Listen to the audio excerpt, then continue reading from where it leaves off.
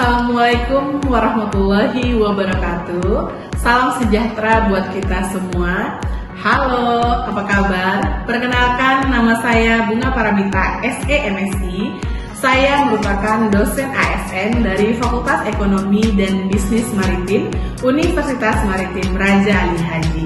Dan saya berasal dari program studi manajemen, di mana saya telah bergabung di FEBM Unra semenjak tahun 2021.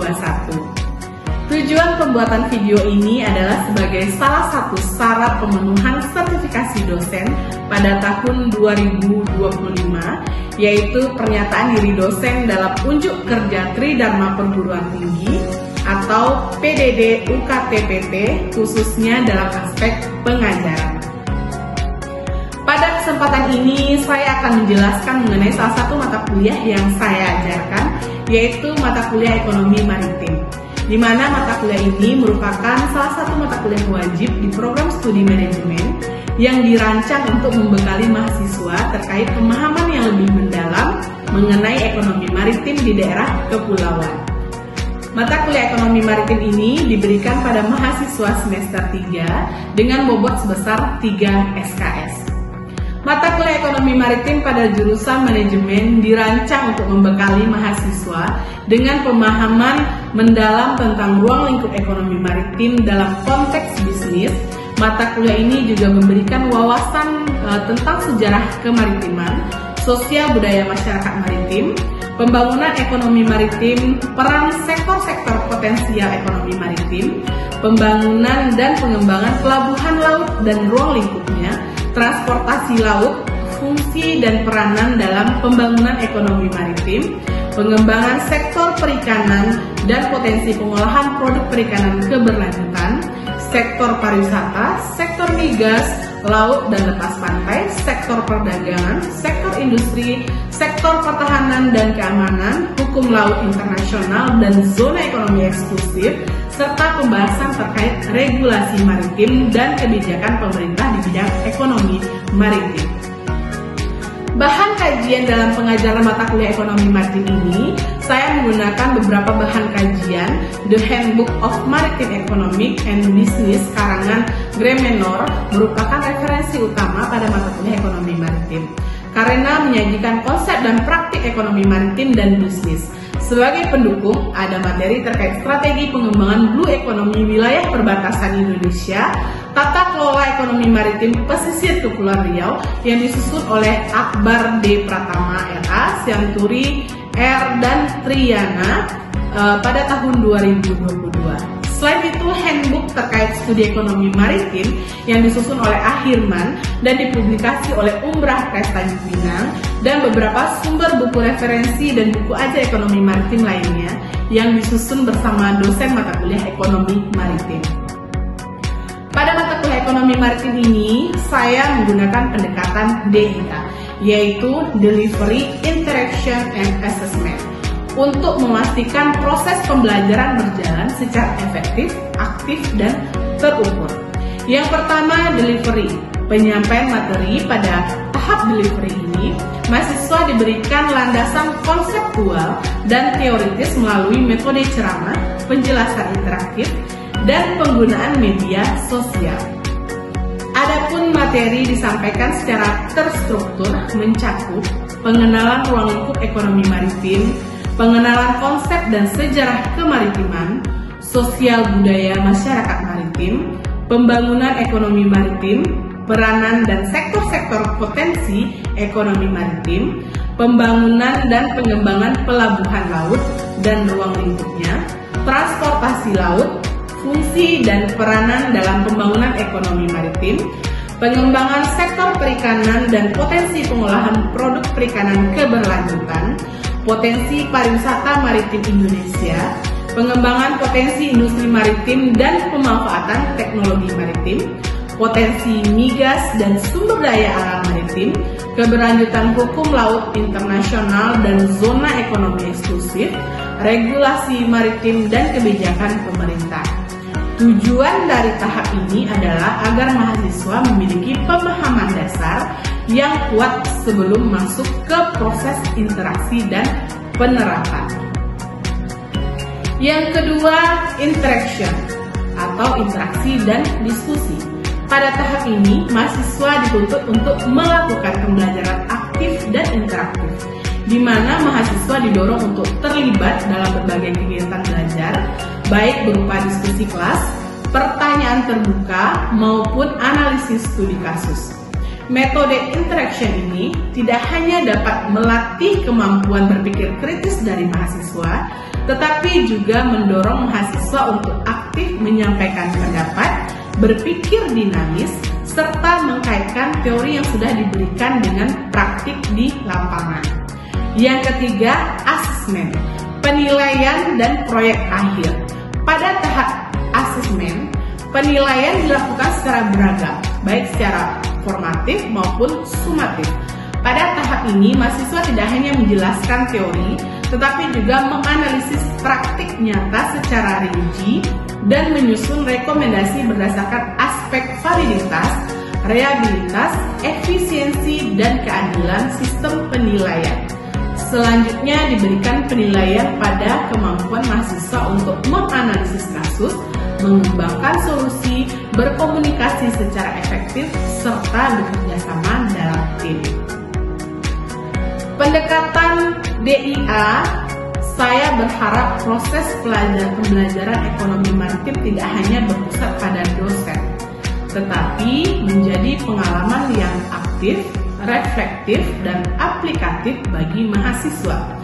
Mereka tidak hanya memahami ekonomi maritim secara teori sebagai sebuah konsep, tetapi juga sebagai keterampilan penting yang harus dimiliki saat terjun ke masyarakat dan dunia kerja yang dinamis. Selanjutnya, saya akan menampilkan proses pembelajaran micro teaching secara luring untuk mata kuliah ekonomi maritim yang saya ajarkan. Selamat menyaksikan. Baik, selamat pagi semuanya. Karena kita di daerah Melayu, jadi saya buka kelas pada pagi hari ini dengan sebuah pantun. Oke. Jangan lupa bilang cakep ya. Iya. Ambil kayu untuk membuat meja. Kayu disatukan dengan paku. Sebelum perkuliahan kita buka, saya ucapkan salam terlebih dahulu. Assalamualaikum warahmatullahi wabarakatuh. Waalaikumsalam warahmatullahi wabarakatuh. Baik, selamat pagi teman-teman. Bagaimana kabarnya pagi hari ini? Alhamdulillah sehat. Sudah sarapan? Sudah. Biasanya itu belum sarapan gitu ya. Ya sudah ya. Ketahuan gitu kan kalau pagi-pagi belum sarapan. Oke, kita hari ini pembahasannya terkait apa?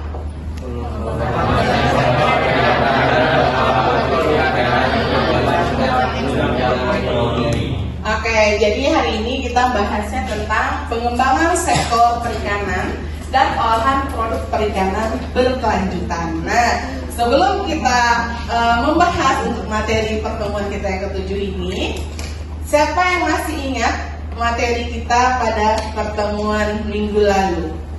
Kita membahasnya terkait dengan apa? Transportasi laut. Oke, siapa? Angkat tangan silakan. Coba angkat tangan. Yang masih ingat materi minggu lalu? Apa materi minggu lalu? Oke, Dira, silakan Dira. Apa materi minggu lalu? Transportasi laut di daerah kepulauan untuk menuju ekonomi. Oke, sektor transportasi laut di daerah kepulauan untuk menunjang ekonomi. Kasih pos dulu buat Dira. Oke, karena dia masih ingat materi lalu, kita kasih reward ya. Oke, mana Dira, silakan ambil sebagai rewardnya. Oh, diambilin ya, diambilin satu ya. Jangan semuanya, tapi satu bagian yang lainnya. Oke, kira-kira Anda sudah belajar terkait dengan sektor transportasi laut di daerah kepulauan. Nah, apa itu transportasi? Ayo, silakan. Siapa yang masih ingat? Silakan angkat tangan. Yang masih ingat apa itu transportasi. Oh, Cil. Oke, silakan saya dengan Cil. Transportasi Bu, itu tuh perpindahan orang atau barang dari satu tempat ke tempat yang lainnya Bu. Itu tuh transportasi ini tulang punggung kehidupan di dunia modern sekarang. Ini tuh memungkinkan kita untuk berpergian, bekerja dan mendapatkan barang-barang yang kita butuhkan sehari-hari Bu. Oke, jadi transportasi itu adalah perpindahan orang atau barang dari satu tempat ke tempat lainnya, di mana dia bisa jadi sebagai tulang punggung kehidupan modern dalam hal ini. Coba Anda bayangkan kalau sekiranya tidak ada transportasi bagaimana? Misalnya nih dari kampus, dari rumah Anda ke kampus, rumahnya di dekat pelabuhan, sanggup jalan kaki? Tidak, secara otomatis tentunya butuh transportasi. Oke, transportasi itu, kita kasih plus dulu. Berarti kita kasih hadiah ya. Oke, selanjutnya, siapa yang masih ingat transportasi itu dibagi dalam beberapa jenis? Siapa? Silahkan angkat tangan. Oke, Bezil, silahkan Bezil. Apa itu? Transportasi itu dibagi atas berapa hal?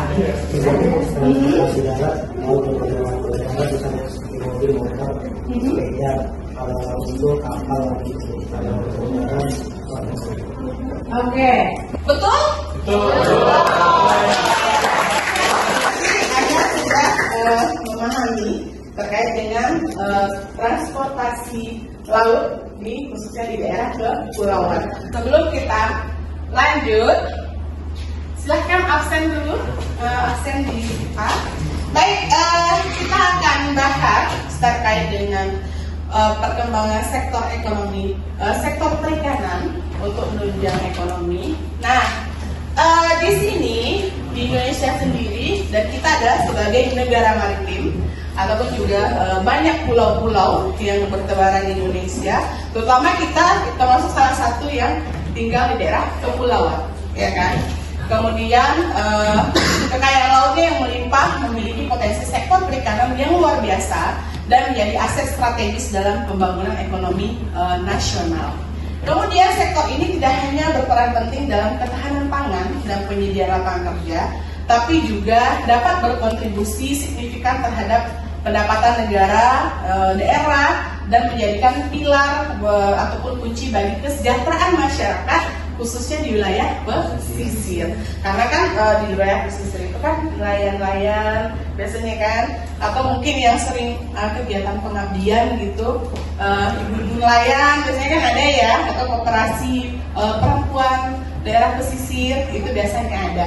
Dan sektor perikanan ini sangat-sangat bisa menunjang perekonomian dari keluarga khususnya di daerah pesisir gitu, karena dia banyak yang bisa diolah di situ dari hasil perikanan tadi. Nah, apalagi di Pulau Riau ya, asli dari Pulau Riau apa kira-kira ininya produk perikanannya yang paling terkenal? Otak-otak, terus kemudian ada gonggong. Nah, ada yang tahu kan gonggong? Oke, ada ya, tapi enggak cangkangnya enggak dimakan. Ada yang makan cangkang? Ada. Leo makan cangkangnya. Bahaya sekali kalau misalnya cangkangnya itu dimakan. Nah, namun akan tetapi dia saling bersinergi. Misalnya gonggong tadi, kayak gonggong, cangkangnya itu bisa diolah lebih lanjut untuk barangkali bisa dijadikan sebagai salah satu bahan untuk membantu aspal barangkali, atau mungkin bisa jadi dibikin untuk kerajinan. Nah, kemudian apa itu sektor perikanan? Nah, kan sudah baca nih, sudah baca kan minggu lalu kan kita juga sudah sampaikan, kita bahas tentang perikanan, sektor perikanan. Ada yang tahu kira-kira apa itu sektor perikanan? Oke, silahkan Radit. Nah, Radit ujung sana, Radit jangan tekan Radit. Oke, gimana Radit? Apa itu sektor perikanan? Sektor perikanan adalah seluruh kegiatan manusia yang berkaitan dengan pengelolaan dan pemanfaatan sumber daya hayati perairan. Perairan ini mencakup tidak hanya penangkapan dan budidaya ikan, tapi juga semua aktivitas yang berhubungan dengan mata rantai nilai industri perikanan, mulai dari praproduksi hingga pemasaran hasil. Oke, jadi seperti yang disampaikan oleh Radit bahwa sektor perikanan itu tidak hanya terkait dengan ikan saja, tapi juga seluruh kegiatan manusia yang berkaitan dengan pengolahan, pemanfaatan dari sumber daya hayatinya ataupun perairan, dan juga mencakup seluruh hal lainnya kayak budidaya, terus kemudian juga aktivitas di lingkungan laut ataupun perairan tersebut. Ya, kasih applause dulu. Oke, jadi kita bisa lihat di sini. Kemudian di sini ada contoh kegiatan sektor perikanan. Kan tadi sudah disebutkan bahwa sektor perikanan tidak hanya terkait dengan ikan, tidak hanya terkait dengan ikan saja. Jadi apa contoh dari sektor perikanan ini? Ya, jadi ini bisa dilihat bahwa untuk sektor kegiatan untuk sektor perikanan kegiatannya bisa berupa nelayan, yaitu dengan kegiatan nelayan berupa penangkapan ikan, baik itu menggunakan jaring ataupun pancing. Terus juga ada budidaya ikan, petani tambak, pabrik pengolahan ikan, pedagang ikan, perusahaan ekspedisi, dan semua ini merupakan ataupun sektor perikanan yang ada ini merupakan salah satu untuk menambah nilai guna ekonomi untuk kesejahteraan dari masyarakat, gitu ya. Apakah mungkin kalau misalnya nelayan dia nangkap ikan yang hanya sekedar nangkap ikan aja? Ada yang seperti itu. Mungkin ada seperti itu hanya untuk pemenuhan dari hari ke hari. Cuman pasti ekspektasi dia ada keinginan untuk memperoleh tangkapan yang lebih banyak, sehingga dia bisa jual, kemudian dia bisa menghasilkan pendapatan ataupun bisa menghasilkan uang dari hasil kegiatannya itu. Ya, oke. Sampai di sini bisa dipahami. Ada yang ingin bertanya? Kira-kira ada yang bertanya? Oke, kalau tidak ada, kita lanjut ya. Baik. Nah, kemudian di sini kita bisa lihat potensi sektor perikanan sebagai penunjang ekonomi, di mana kekayaan alam ini tidak hanya terbatas pada hasil tangkap laut, tapi juga mencakup potensi besar dalam budidaya dan pengembangan produknya. Seperti yang sudah kita sampaikan tadi ya, bahwa sektor perikanan tidak hanya terkait dengan ikan saja. Jadi ini sumber daya alam terkait dengan keanekaragaman hayati laut dan air tawar, kemudian ada terkait dengan ekspor. Jadi potensi perikanan itu ataupun sektor perikanan juga berpotensi untuk bidang ekspor.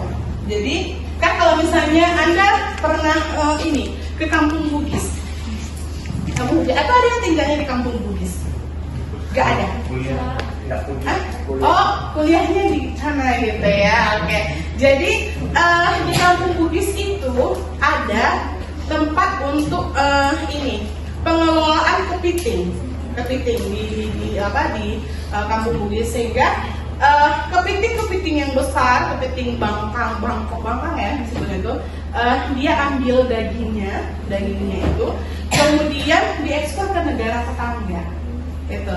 Dan itu omsetnya miliaran karena cukup besar.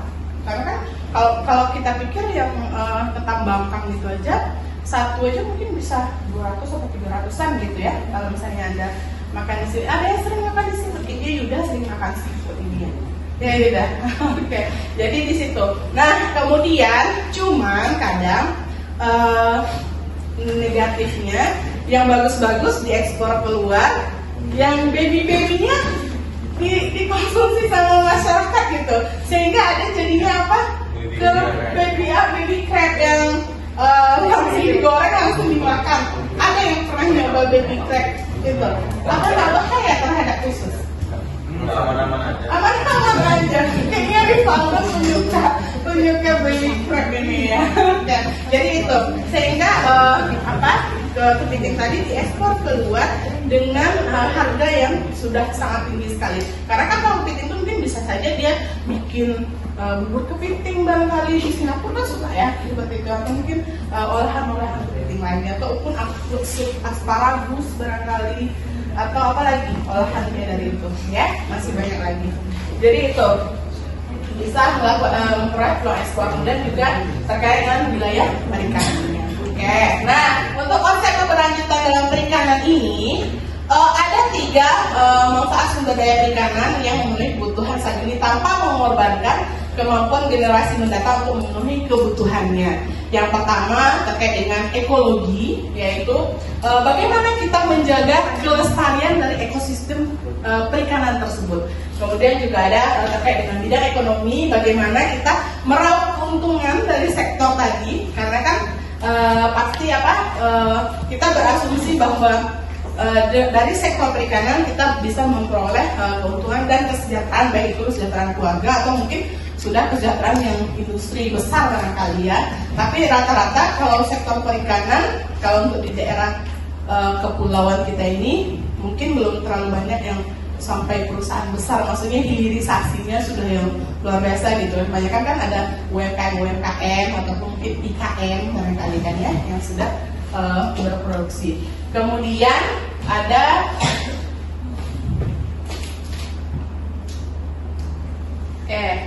kemudian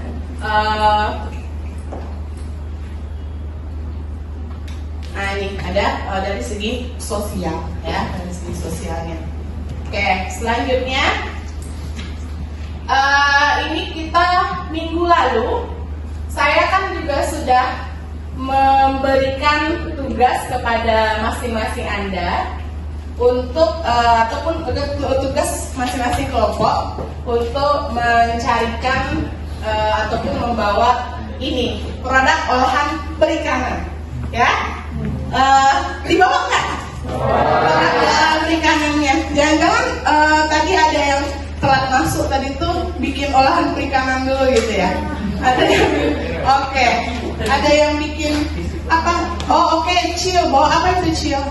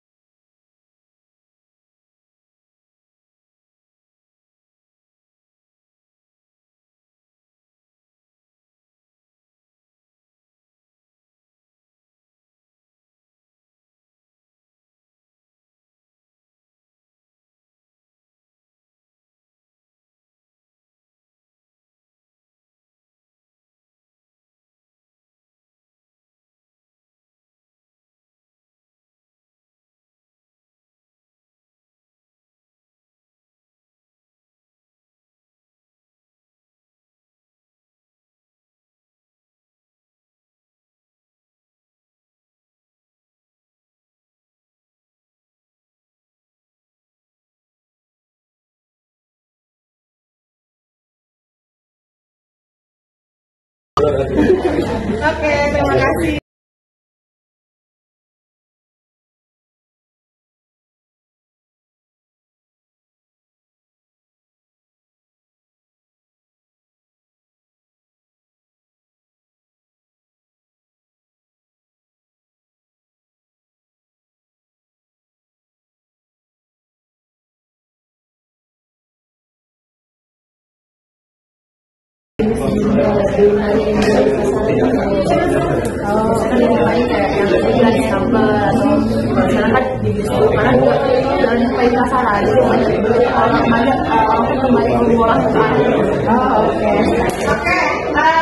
Baik kawan-kawan semuanya, Anda sudah membawa produk olahan yang terkait dengan sektor perikanan.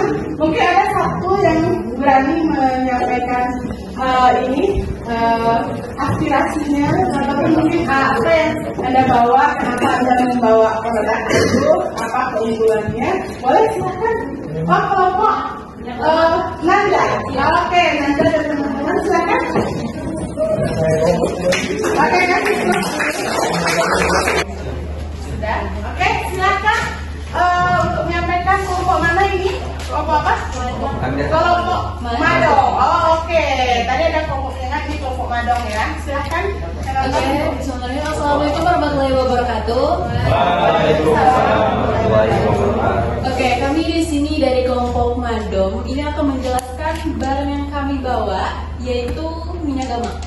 Nah, jadi ini minyak gamak ya teman-teman dari Tripang. Ada yang mau Tripang nggak sih teman-teman?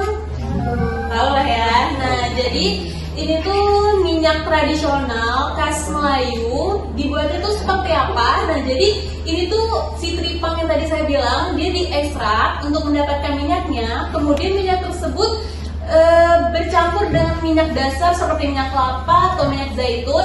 Nah, dan karena ini adalah minyak tradisional, di dalam minyaknya ini terkadang suka diberikan bacaan-bacaan doa sesuai dengan daerah penggunaannya.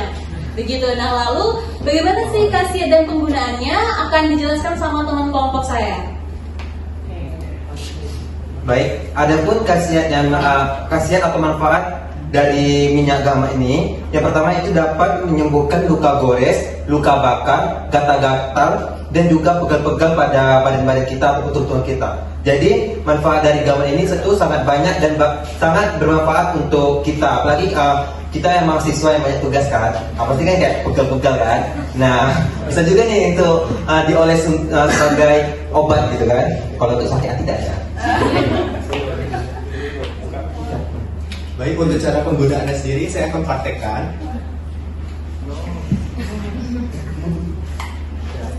Ini tentunya kita tuangkan sedikit aja. Ini ke bagian luka gores ataupun luka bakar kita di sekitar, di contohnya seperti ini. Nanti akan dibiarkan beberapa hari hingga kering, tapi nanti akan ada efek seperti pengurangan luka tersebut. Nah, selanjutnya. Baiklah, saya akan menjelaskan kesimpulan dari minyak gamat ini. Minyak gamat ini terbuat dari tripang dan cara pembuatannya itu diekstrak, ada campuran bahan minyak kelapa, esensial dan herbal lainnya. Serta minyak gamat ini ada, kan karena ini tradisional, jadi ada campuran doa juga dari sesuai daerah masing-masing. Minyak gamat ini khas Melayu ada di Riau, di Aceh juga ada. Jadi dan kebetulan kami ini dari versi Kepulauan Riau di Pulau Penyengat, punyanya Mak Ngah. Oke, jadi teman-teman kalau ada yang pegel bisa nih ke Mak Ngah langsung beli. Oke, baik. Oke. terima kasih untuk penjelasan dari kami.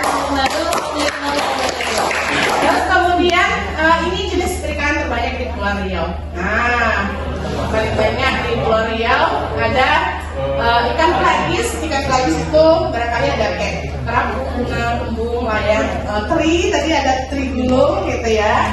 Terus ada yang crustacea, yaitu berupa udang, kepiting, dan lobster. Kemudian ada produknya moluska, yaitu gonggong dan kerang-kerangan. Ya, oke.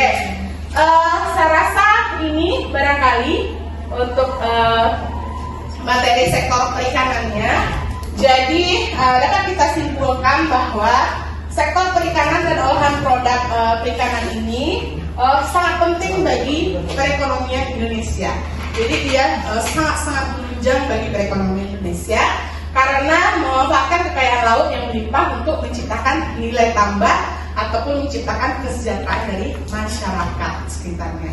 Oke, saya rasa itu aja untuk materi kita terkait dengan sektor perikanan ini.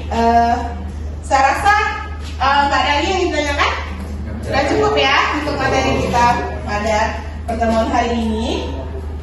Kembali berjumpa minggu depan dalam keadaan sehat walafiat dan yang paling penting adalah jangan lupa bahagia. Oke, wabillahi taufiq wal hidayah. Assalamualaikum warahmatullahi wabarakatuh.